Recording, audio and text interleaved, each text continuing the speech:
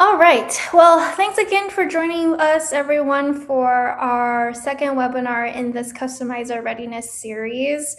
Our first one was back in April, so I'm hoping you got some really great nuggets out of that. But really, today is just a continuation of that journey and for you and your brand to be ready for a customization experience. And so, with that said, I wanted to introduce Ryan Bell, our Chief Strategy Officer.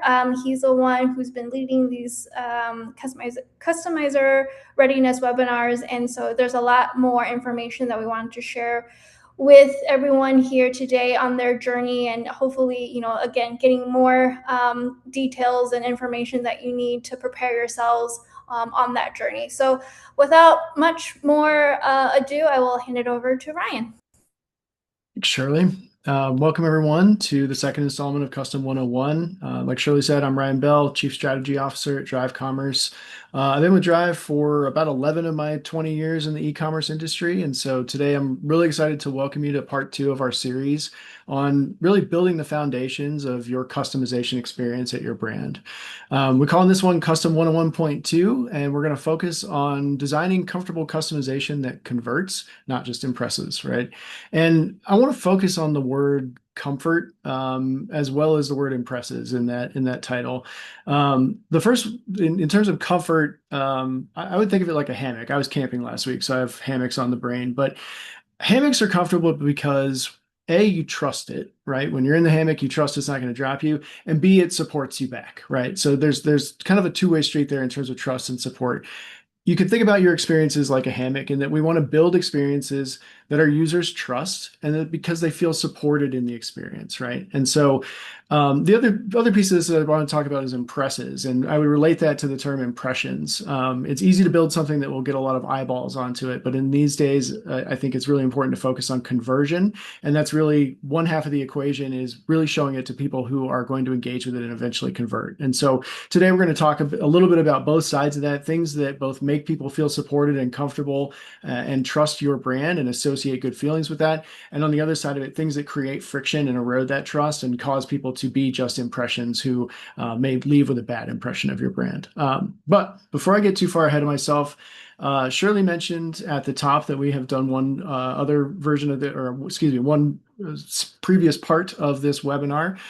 In part one, we talked a lot about the product model, and that really is the foundation for us when it comes to customization, right? Beginning with the product model, we always put that at the center of all of our implementations, and that's really because just making decisions at that stage really can set you up for success if you make the right ones, right? And today we're going to be talking about how we kind of take that product model and extend it forward to start to talk to our customer in the front end about how they should configure our product, how they can build it, how they can interact with it. So if you weren't able to make it to the first one, I highly recommend you check it out. We talked a lot about the difference in types of product, whether they're configurable, combinatorial, or personalizable. Talked a lot about SKU structuring and components. There were a couple of really good questions that we covered off on in terms of like things that are nice to have versus must have when it comes to preview and visualization, kind of bleeding over into today's conversation a little bit. So you can check that out on YouTube if you haven't seen it yet. And definitely jump on our email list if you want to get notified of the future webinars. In the next part three of this, we're going to talk a little bit more about fulfillment and backend and how do we communicate requirements to the folks who are handling the actual building of the product for us. And so that's going to be kind of the third part of this conversation, where we really take everything home to how you actually fulfill on some of the product promises that we make in these two sessions. So anyway, quick call out for that, and we'll move on to Custom 101.2 today. So today, again, we're talking about the user experience, right? This is where our product data model, really, the rubber kind of hits the road. This is where we're engaging with the customer at this layer, right? I think customization experiences are uniquely powerful. They can create things like higher engagement. They tend to drive higher average order values. Certainly, there's a stronger brand connection with personalized or customized product where, my name is next to the brand's name on this product I use every day. And so that definitely drives the affinity, right? That also means that customization experiences are uniquely powerful in potentially in a negative sense as well, right? And today we're going to be talking a lot about how friction creates that negative sentiment in the customer's mind when they're looking at your brand and engaging with the personalization or the customization that you offer on your product. Specifically, this breaks down a lot into cognitive load, which we'll talk a lot about today. As you offer more choices, cognitive load increases, and UI complexity, right? More latency, more bugs. Those are all things that come along with greater UI complexity, and that leads to more pain, especially in the mobile environment. So, what we want to cover off on today is really how decision fatigue impacts customizable products specifically. What are some proven UX patterns for guiding people through a complex configuration set or personalization steps within a customization environment? When should we use and not use 3D visualization, right? What are some considerations if you're looking at the cost, the commitment to enable 3D visualization in your customization experience? And what are the things you should consider, maybe not, or making that a secondary option, right? And then at the end, we're going to wind up talking a little bit about customization flows that convert on mobile. Mobile is really like the concentrated essence of everything that we're going to talk about today. And I think, probably most of us are dealing with, if not a mobile first design environment, then certainly we see mobile as a majority source of traffic on our site. If you don't see that, then you have a different set of challenges. And hopefully some of this, the reflections of this will also be helpful for you. I think that these are great things to consider anyway. But I think for the majority of folks in the retail environment, we're seeing things shift toward mobile, especially when it comes from a discovery perspective, right? As things go toward Facebook videos and TikTok shops and things like that, we're going to see many, many more people on a mobile first, even if they're checking out on another device later. So with that, let's talk a little bit about decision fatigue, right? We're all exhausted from making decisions all the time. We just want someone to help us, guide us, right? If you think about the sort of experience of, money is no object going to a design studio, someone is going to hold your hand and walk you through the premium options and get you a bottle of water if you need it, right? That's what we all need. We just need somebody to take a little bit of that load off for us. And what that load refers to is the cognitive load, right? This is really the conversion killer. So we break this down typically into kind of three different categories of ways that we're generating friction for the customer, right? And the first is cognitive load. I've been talking about it already in the intro. This is really just the mental work that's required to understand options, predict outcomes, and then avoid making mistakes, right? And I always highlight that last one in terms of avoiding making mistakes because we all make mistakes, right? And we know that that's going to happen, especially as someone is being introduced to your product step by step in a kind of modular fashion. I think it's important to remember that part of what contributes to cognitive load is the amount of quote unquote punishment that I receive for making a mistake, right? If I make a mistake and I can't undo it, or I can't go back, or it was 10 steps ago and it's way too late now, that feels way more punishing than something just kind of giving me a quick message that says, hey, you might want to reconsider this, right? And so I just call that one out. Alongside understanding and being able to predict outcomes, I think avoiding mistakes and avoiding costly mistakes is really kind of an important consideration as you're designing your user interface. The more combinatorial the product you have, I think the more of that cognitive load that you're going to be tempted to shift to the customer, right? And a lot of this just focuses on providing freedom to the customer to design, right? Ultimately, though, customers don't want to design. They want confident choices to make, right? And it goes back to that kind of showroom experience, right? Like, show me the things that are popular, show me the things that are going to fit me based on the information I've given you. And that frees up my imagination. And what we want to do is really kind of reduce the amount of imagination that customers are forced to use. And I mean that both in a creative sense, right, by providing them with confident choices that they can make in terms of options or pre-created sort of configurations that they could look at, but also in terms of like imagining what will happen next if I do this, right? If I take this next step, what is going to happen next? The more I have to imagine, the more that I have uncertainty about that, the more that the cognitive load increases based on what I'm trying to do in there. I think one great example of this, just to ground it a little bit, is engraving, right? I don't know how many times I've gone to someplace and tried to, buy some jewelry for my wife or something and put her initials in, and then there's no preview, right? And just the immediate cognitive load that creates in terms of trying to imagine what does that engraving look like on this bracelet, right? What is it, what does the font look like? Will it be centered? Is one letter going to be bigger than the other? All those questions kind of build up.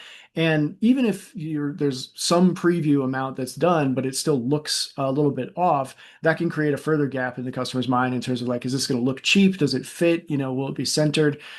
Any of that kind of hesitation, especially in a mobile environment or the kind of, constant environment of constant distractions that we all live in this day, that hesitation is what tanks your conversion rate. And so as much as possible, we want to create just a very guided experience of confident choices that we're bringing someone back to, right? So what does reducing cognitive load look like in practice?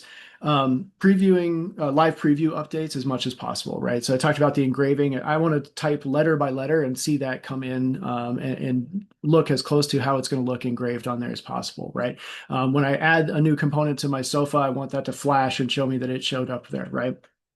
Um, Offering good defaults. I mentioned this before, but and we'll talk a little bit about this later when we get into some of the other tips. But in terms of just like pre-selecting fonts and sizes that look good together, or showing me that this is the most popular choice, or if you have a product where one choice, 80% of your customers will choose it, and the other 20% are split between three other choices, go ahead and pre-select that first one that everybody chooses, right? If you know those kinds of things about your customers, show that you know those things by giving them good defaults to use. Um, and then providing feedback, even if it's not visually on the actual product selector itself, right? So even if you're just giving me a green check mark that says like, hey, your configuration is valid, any kind of confirmation you can offer that I've made selections that are valid or that will look good together, even if you're not reflecting that in the actual visualization of the product itself, those can be very meaningful to moving the customer along through the customization, ultimately the checkout process, right?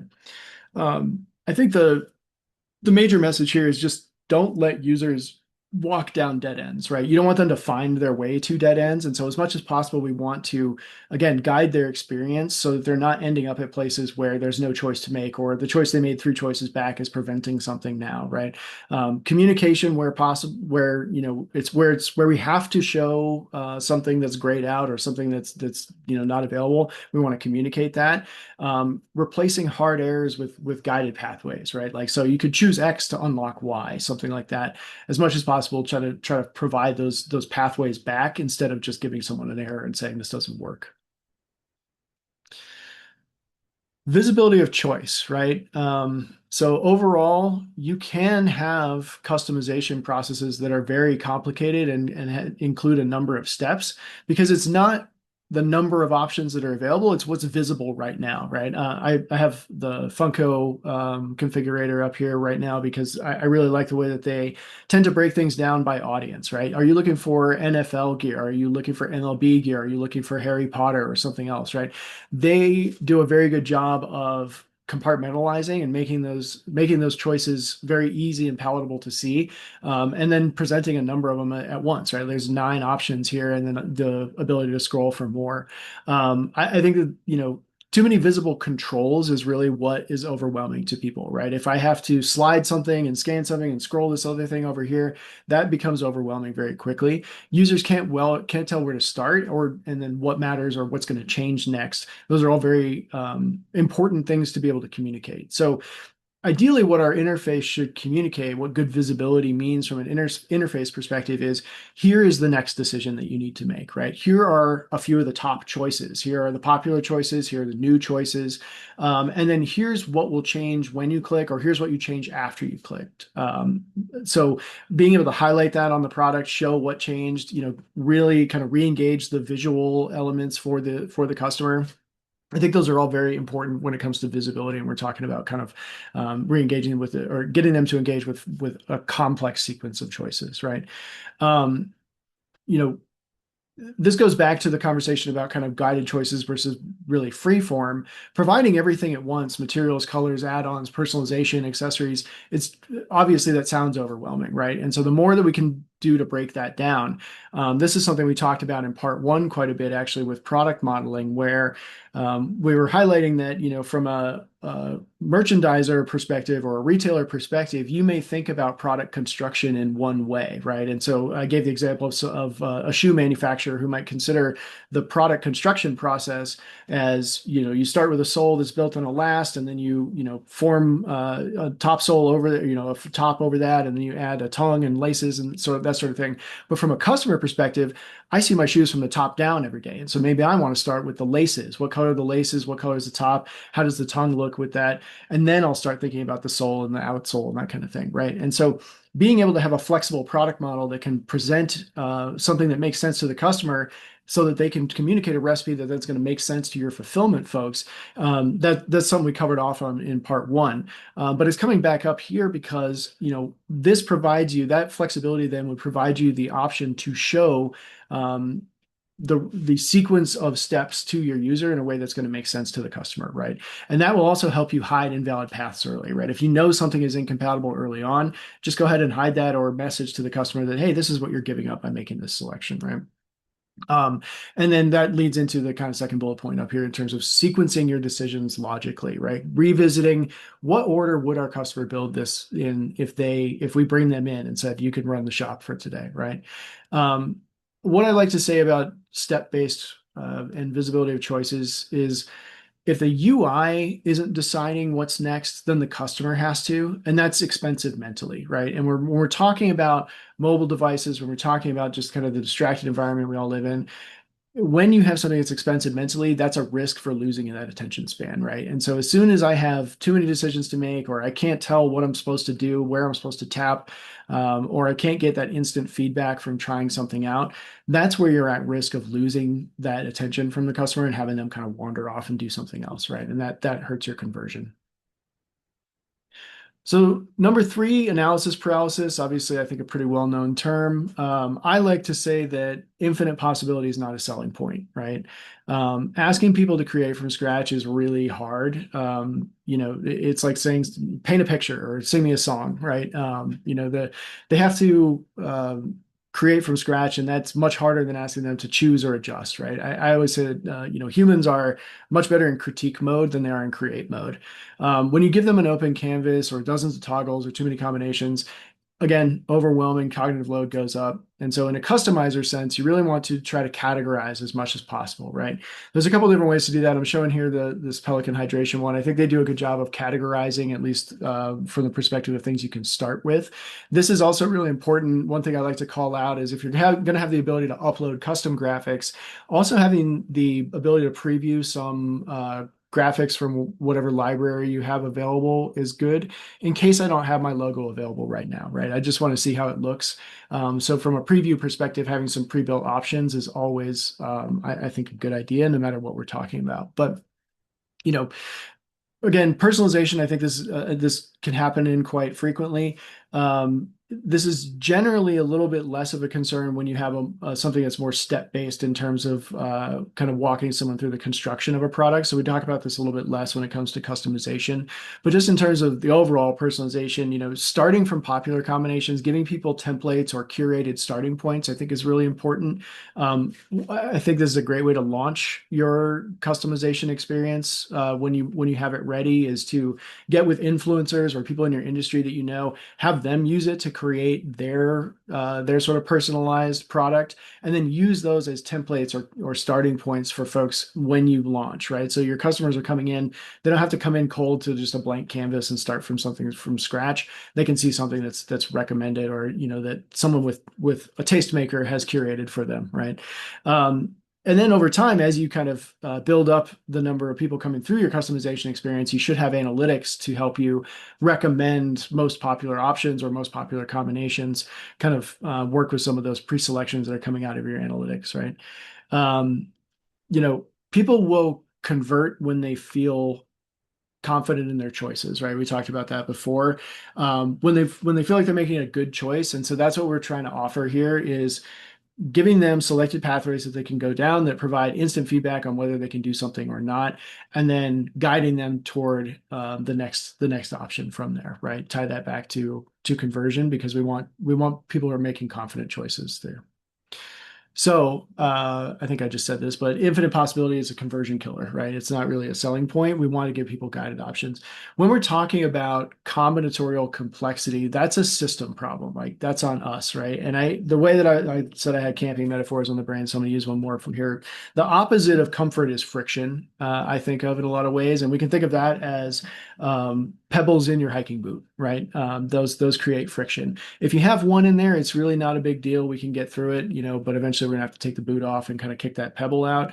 You know, what we want to think about from a customization experience is not so much how do we get the pebbles out of our shoe now, but how do we prevent them from going in? And so when we talk about a system problem leading to decision fatigue, which is our user problem, what we're really saying here is that we want to devise a way to keep those pebbles from creeping in as opposed to trying to solve them in the moment, right? And that goes back to rather than error messaging somebody. And this is something I see. I apologize for going off script here a little bit, but this is something I see pretty frequently with widget based or just kind of plugin based, like just kind of generic Shopify app marketplace kind of implementations. Is that a lot of that logic is going to be self-contained in that widget or in that plugin, right? And then when you go to add to cart, that's where you're going to run into some kind of validation issues. And if you don't solve that from an implementation perspective and make sure that that handoff can go smoothly because you've communicated that all the way up the chain, that falls on the user then in that moment to determine, well, why can't I add this to my cart, right? Why can't I go back and do this? And so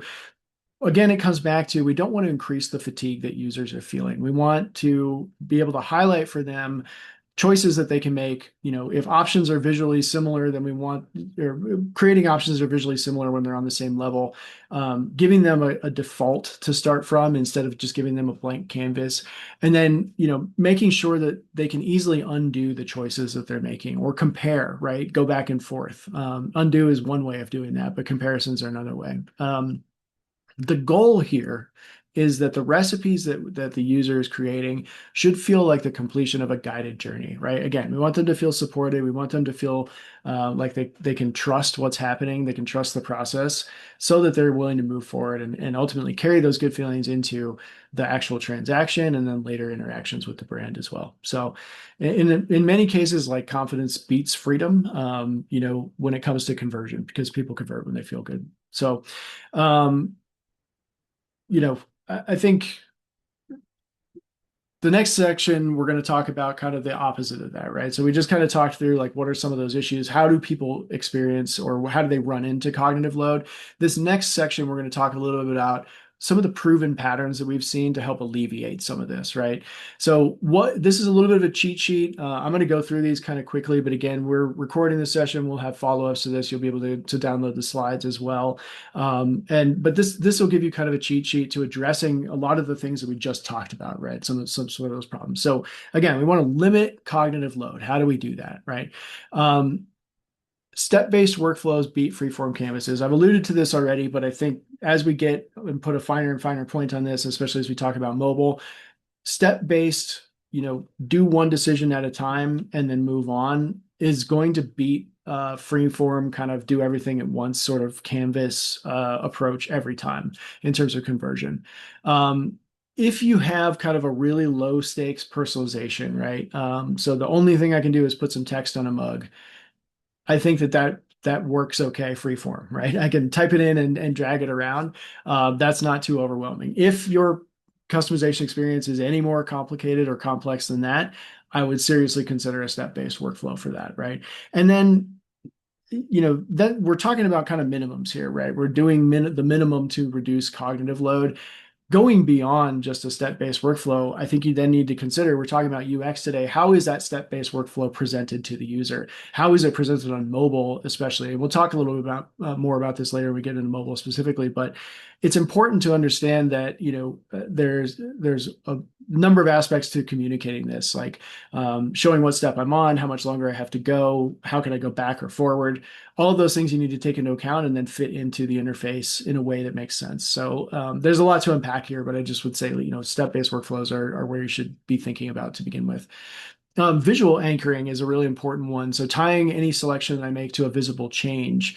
You can do this in 2D or 3D by zooming in on different areas, or making an area highlight on the product or flash or something when there's a change. All of that goes to reinforcing the confidence that the user will have in their choices, right? So I expected this to happen.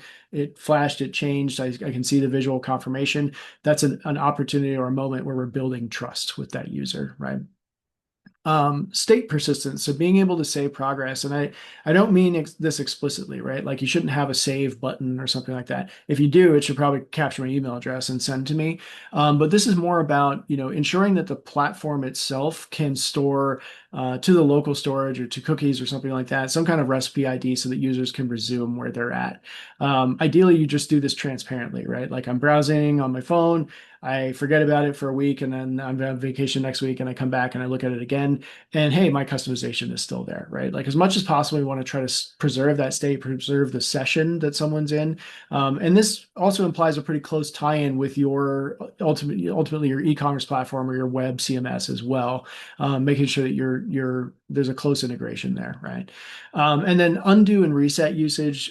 This is a big one towards again kind of reducing the severity of the punishment that I get for making a mistake. And as much as you can align this with the system as well, so like if I can hit Command Z, Control Z or something like that to undo my last change, so much the better, right? Because that's something that people are familiar with, and again, we're reducing that friction and getting them moving. Constraining visible choices. So we talked about kind of the visible interface. We can get through a lot of choices as long as we don't show them to people all at once, right? So we talked about progressive disclosure. This ties into the step-by-step kind of methodology that we talked about at the top of the last slide, showing one decision at a time, right? Let me make one decision at a time instead of telling me everything at once. And again, this can tie back to how you're even displaying the steps that I'm in. If I can see it's a 20-step process, that might be overwhelming, right? Like maybe you should show me something a little bit more localized. And so using that progressive disclosure, thinking about the scope of what you're disclosing to the user right now, getting them to take a step-by-step approach along with you is going to lead to better conversion rates overall. Constraint-based filtering, so dynamically removing or disabling things that would be incompatible with the choices I've already made, right? So this goes back to something we talked a lot about in part one in terms of validity rules for your product, establishing those early on and saying, this is what we need to make a valid product. This is where you're going to reuse a lot of that work in terms of being able to define how should this message or how should this present to the user when they've made selections that are incompatible with each other, right? If I made a choice two questions back or two steps back that is now incompatible with the material that I'm looking at, how do I message that to them and what remedies can they take to go and fix that if they want to or change those options, right? Um, Category grouping, organizing options in immutable buckets. I think, we think a lot about obvious things like material, color, feature here instead of just kind of flat lists. Um, I would think about this, in terms of like subgroupings, right? So if you have, hey, this is available in like a vinyl leather, this is available in an animal print, and then we have solid colors. Break those out a little bit as much as possible. Show the popular options for each section, and then do kind of a read more section or a show more section.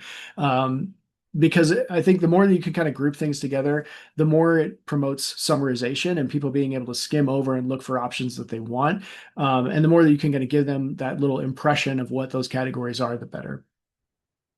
Inline validation, this goes hand in hand with, kind of some of the things that we've been talking about. But again, I see this a lot when we hit the add to cart wall, right? Where some widget or some plugin has been doing a calculation of validity based on its own internal rules. When I go to add it to the cart, it doesn't work, and the messaging isn't great in terms of telling me what the problem is. And maybe it's not even something I, as the shopper, can fix, right?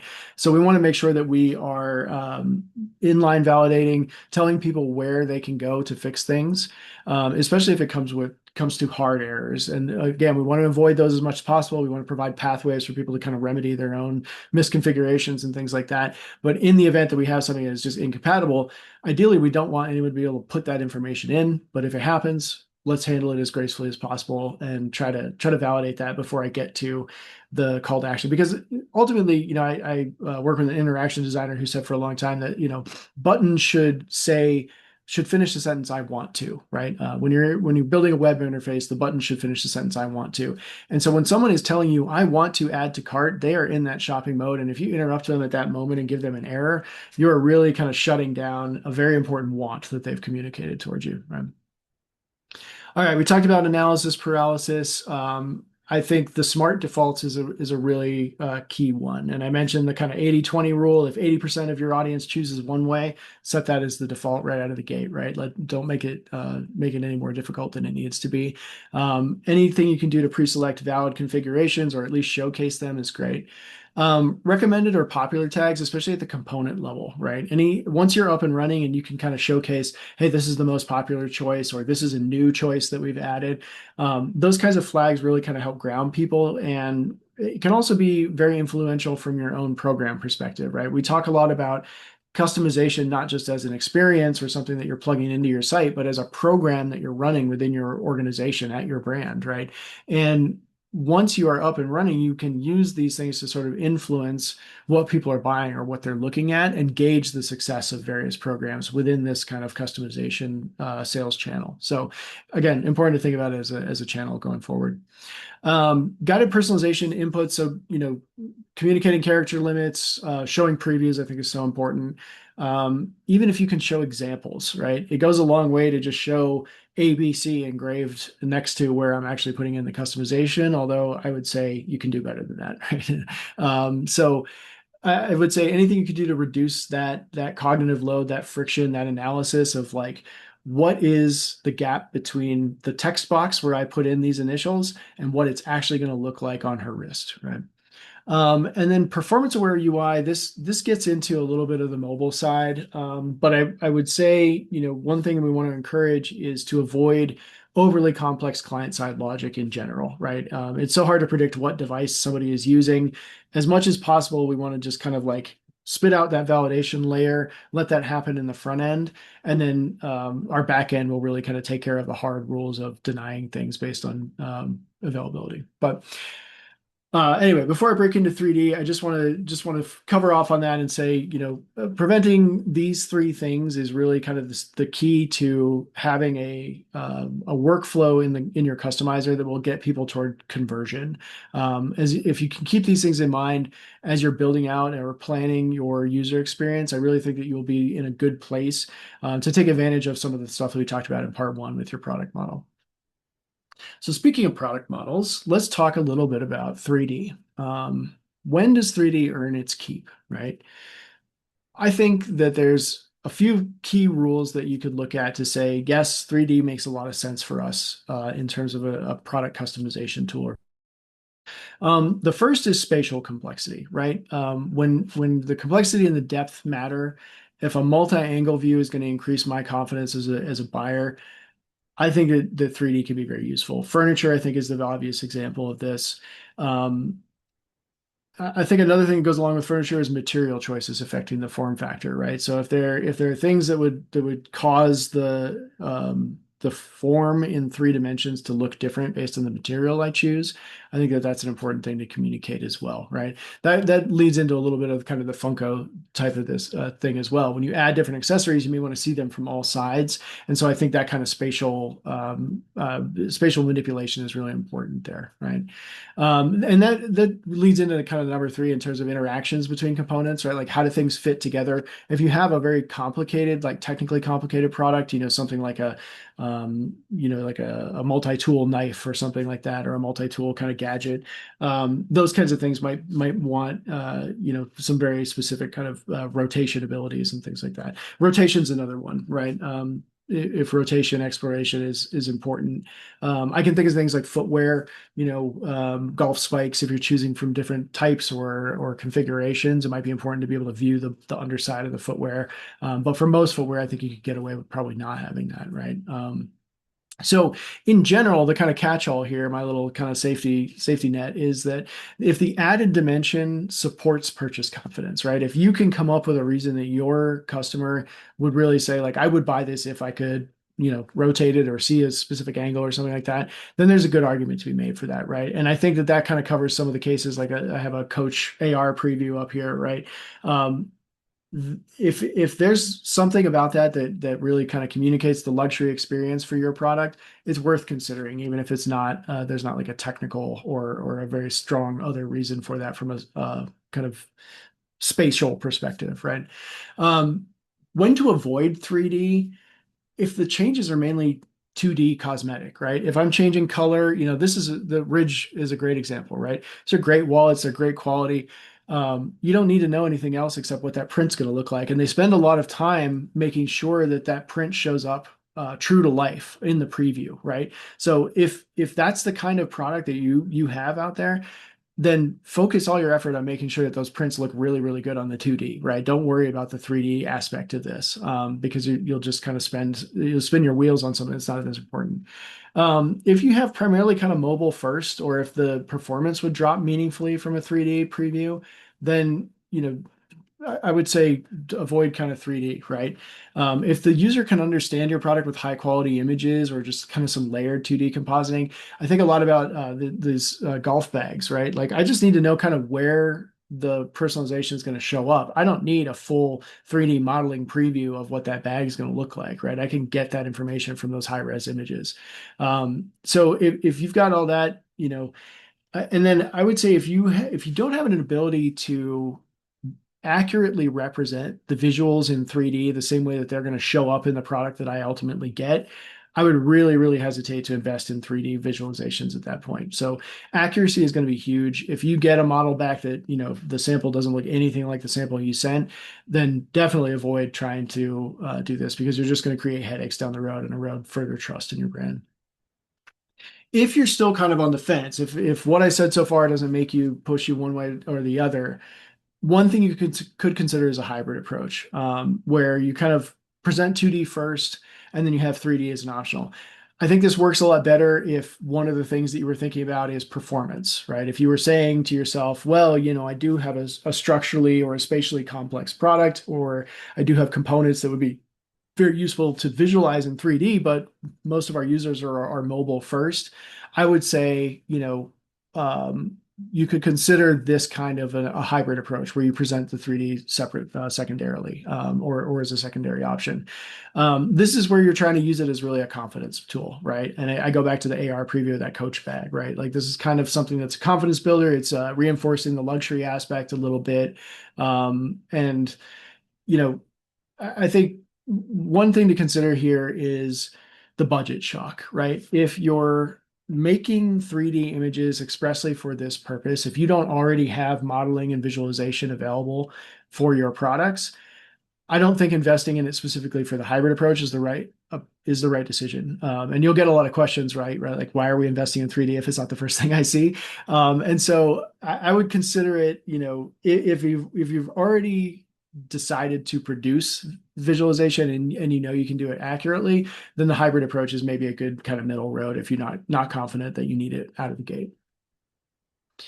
Okay, having talked a little bit about 3D, let's focus specifically on mobile. And I talked a little bit, I think I said originally that mobile really concentrates all the things that we're going to talk about, right? And that's really, the question like why is mobile so important from a customization experience is that the mobile interface is uniquely punishing. If you take everything I just talked about, right, like messaging to consumers, categorizing, providing step-by-step workflows, making sure that you're messaging errors or at least providing pathways back to remake decisions. I even said, Control Z, Command Z. Now we got to put all that into a smaller screen, right, where we have less context that's visible at once. We've got to account for touch input, which I'll speak for myself, has higher error rates, right, than something on mouse or keyboard. The networks vary widely when we're talking about mobile. We could be on, we're always on Wi-Fi or, some kind of 4G, 5G connection, something like that. And then all of this is taking place on a device where users are specifically multitasking, right? So they've specifically kind of embraced multitasking on this device. And so where the attention span is even shrinking compared to what we get anyway. So I would say, mobile is a great place to just really kind of test your experiences, pay attention.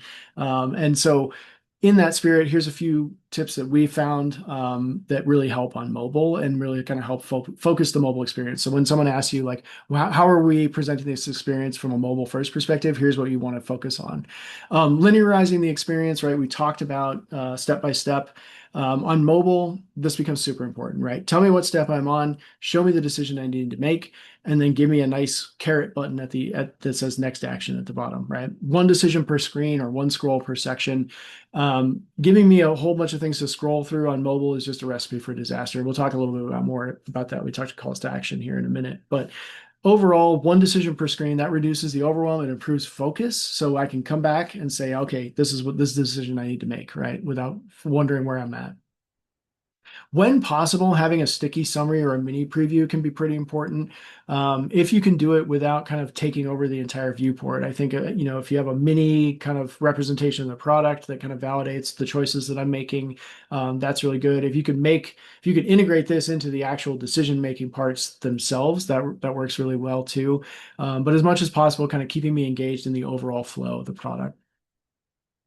Thumb-friendly interactions, again, Apple publishes minimum targets for these. I think it's like 44 points on their system. But just keep in mind those minimal precision targets, right? As soon as you have enough swatches in your decision tree to warrant making them smaller than that 44 point, really consider categorization and kind of calling out popular options or defaults or things like that, right? But use that as a guidepost. That's the bare minimum you can do is have those kind of 44 point tap targets. Um, on mobile, we want to prioritize speed over fidelity. And I think, the way I typically illustrate this is in product imagery, right? Like if you think about the size of an image that you need to kind of communicate current state on your phone, it's very small and you should load that first. If I, want to zoom in or something like that, you can provide that option, but it should always be that kind of secondary option like we talked about with 3D, right? Like prioritize serving something first, getting some feedback to the user immediately, and then we can provide detail later. Lazy loading heavy assets is very similar, right? If you're doing personalization and you're loading in a lot of custom fonts and things like that, wait until you actually need to do that, so that you're not loading it, increasing the weight of the actual customizer experience on the user's machine or device as they're coming in, right? Um, Collapsing secondary options is a big one on mobile. Again, we talk about showing the top choices first and giving a longer tail of like show more. This is something people are very used to on mobile, right? But there should be three decisions that I can make on any given screen. Or three taps that I should make. I can choose from popular options. I can see more and choose from the long tail of options, and then I can click next, right? One decision per screen, keep me moving. And that leads into this next one, progressive commitment. We talked about progressive disclosure, showing the user one thing at a time. Asking them to take one step at a time is the reflection of that, right? So instead of one big add to cart button that's grayed out until I, answer all the riddles on the page and figure out where I left off, that's going to convert way lower than giving me one decision per make and saying next when it's ready to go, right? Next, next, next. That's three next is much easier to get than one big add to cart. And then inline pricing or value feedback. The way I think about this is that, as your customization experience matures, you're probably going to be able to add premium options or premium components to your customization experience. And the way to think about this is make sure you're pricing that in line and communicating those upsells as the user is making those choices. But then also consider this as a category. Make sure you're breaking these out and showing the premium products to the premium options together, right? So if I'm looking at like, oh, leopard print is up here, but it's with gold and platinum at plus $3.99 or something, that can actually reinforce some of the values. So don't be afraid of the sticker shock as much because you want to present that. It goes back to the kind of progressive disclosure thing, right? Like present those upsells in the step where they make sense, show them as a breakout to reinforce that premium quality, and then you're also preventing sticker shock at that kind of add to cart phase in the end too. All right, last page here. I just got a few more to go through here, and then we'll move on. Error prevention is better. Error prevention is better than error handling, right? Ounce of prevention is worth a pound of cure, or something like that. Doubly true on mobile.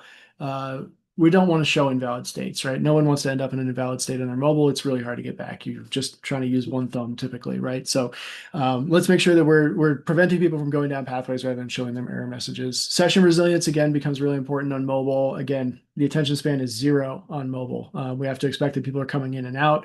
As much as you can do to preserve where I'm at, preserve the session, show my progress when I get back. That's going to go a long way toward conversion. Reduce typing wherever possible, right? If you have a very mobile first audience, consider, reducing the amount of typing they do.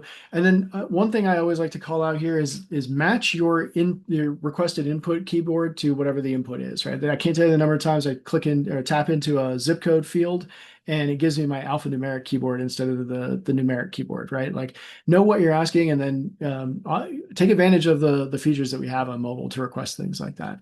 And then just generally optimizing for intermittent attention, right? The more you can think about someone returning to this screen from being off living their life or, getting an interruptive text or something like that, flash the part of the product that I was working on at me, or remind me at the top what step I'm on or something, just so I can get back into it without too much cognitive load or having to jump over one of those gaps, right? Last thing I'll leave you with is remember to test on mobile, right? Use the experience on your device and actually, check it out. So, um, but I'm not going to go just yet. I think we have a couple of questions that we want to get to, it looks like in the chat. So that's awesome. I just want to leave you with this. This has been, like I said, the second in our series of Custom 101. So we've talked about designing comfortable customization that converts today. The next series, again, is going to be on kind of fulfillment.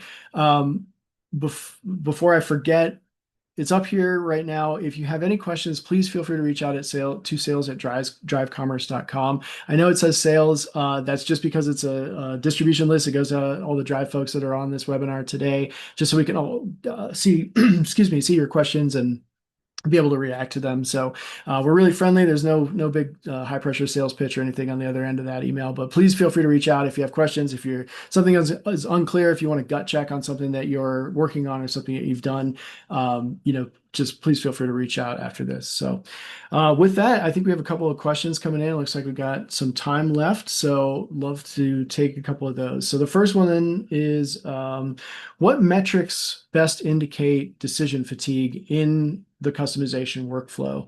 And what benchmark should we look at? So I would say step drop off.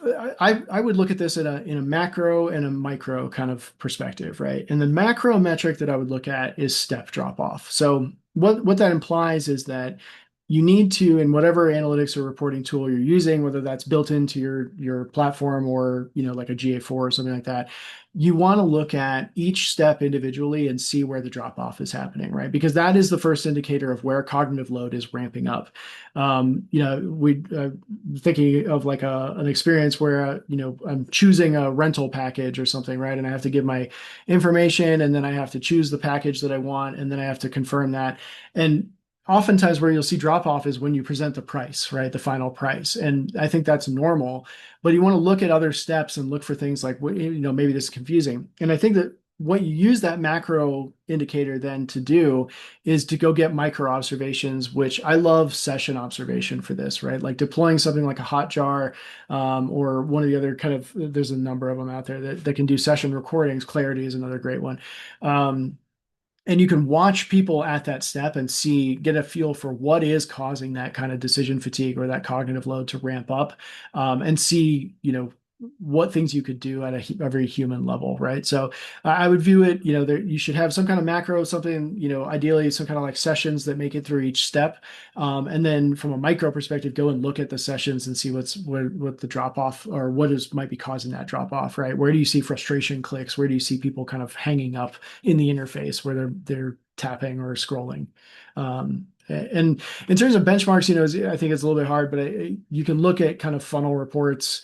One thing might be to look at your normal kind of cart funnel or other funnels that you have on your site, and kind of view drop off from that perspective, and maybe do some comparisons there. But um, the next question we had was about curated starting points. So what what should we start with, whether it's pre-built templates, influencer kits, or popular combinations, and then how do we maintain them over time?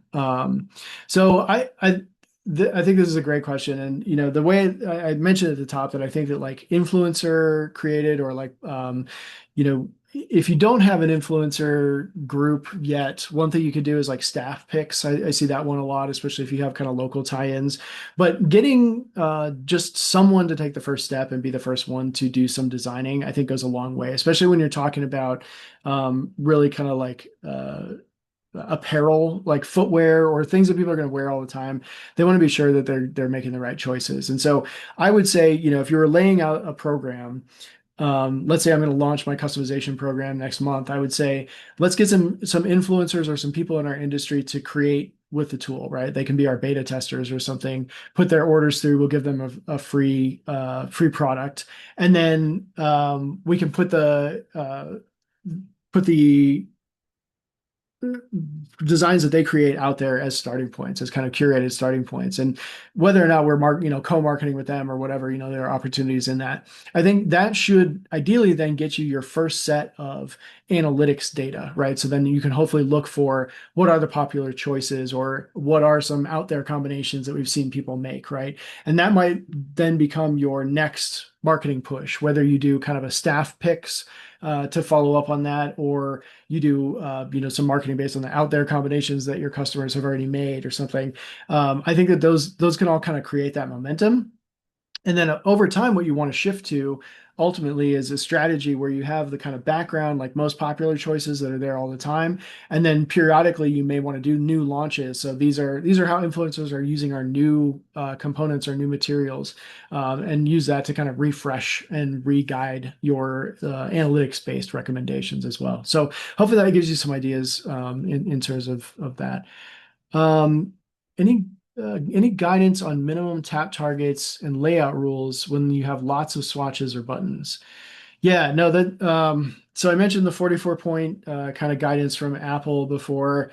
I think, I talked about this a little bit, I think, before, but the way that I would think about this is developing two experience layers, right? So if you are the person who's designing the UX or you're working with the person who's designing the UX, one of the things you want to communicate to them is that there should be a top choice and then a detail choice experience, right?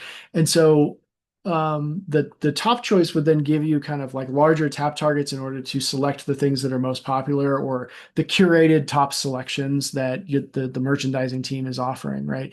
And then give you the option to see more. And then the see more experience should prioritize, being able to show as many things without scrolling as possible while still maintaining that minimum tap target size. And so I think that if you think about those as kind of two different views, that can free you up to consider those tap targets in a little bit different light. And then you really just have to make decisions about like, well, how many top choices are we going to have? Two or three or five? And then the other thing to look at is really like the representation of your components within the experience itself. If you can represent the components without doing a swatch or without doing a highly detailed image, I would look at that as well, just as a way to kind of save space and even just save some overhead in terms of the experience. A lot of times you can communicate the difference in something like coloration or construction with like a silhouette or an outline as opposed to like a full color kind of detailed swatch or something. So I think that in terms of like layout rules, I think definitely try to develop two different experiences there, or at least consider the experience from two different viewpoints. And then when you look at kind of swatching and buttons, consider how much detail is really needed for the user or the customer to make that decision in that moment. um How can you ensure preview accuracy matches the final product? This is great because this leads into part three. So this is a great one to end on, actually.